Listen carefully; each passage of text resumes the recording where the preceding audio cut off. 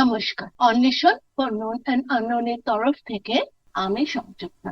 বলতে পারো তুমি লাস্ট বেড়াতে গিয়ে কবে এক কাপ গরম চা মাটির ভাঁড়ে খেয়েছো? বেড়াতে গিয়ে এই জন্যই বললাম, কারণ বাড়িতে জেনারেলি আমরা মাটির ভাঁড়ে চা খাই না। জানো, প্লাস্টিক কাপ বা কাচের গ্লাসের থেকে মাটির ভাঁড়ের চা কিন্তু স্বাদ অনেক বেশি। একবার চেক করে দেখতে পারো। কিন্তু কিন্তু মাটির ভাঁড়ের চায়ের স্বাদ বেশি কেন? এর জন্য দায়ী কিন্তু প্রকৃতি।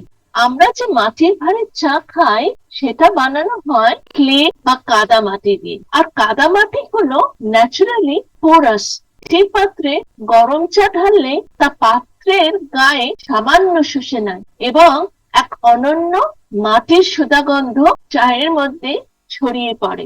এই কারণে চায়ের স্বাদ অনেক গুণ বেশি সুস্বাদু হয়ে ওঠে। মাটির ভাঁড়ের চায়ের স্বাদ অনেক ভালো আরেকটি কারণে, এটি সম্পূর্ণ টক্সিক মুক্ত।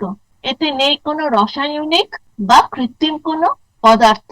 অন্যদিকে প্লাস্টিকের কাপে ফুটন্ত চা ঢাললে ক্ষতিকারক মাইক্রোপ্লাস্টিক বা বিসফেনল বা বিপিএ এর মতন রাসায়নিক উৎপাদন রিলিজড হয় এবং চায়ে এক ধরনের অপ্রীতিকর স্বাদের রেশ তৈরি করে।